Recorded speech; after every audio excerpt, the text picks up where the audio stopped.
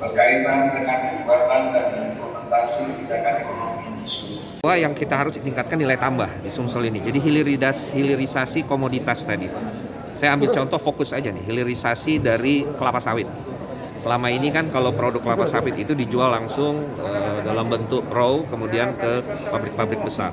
Nah, kami sedang berfokus sekarang bagaimana nanti hilirisasi kelapa sawit ini bisa menjadi bukan hanya CPO, tapi industrial vegetable oil.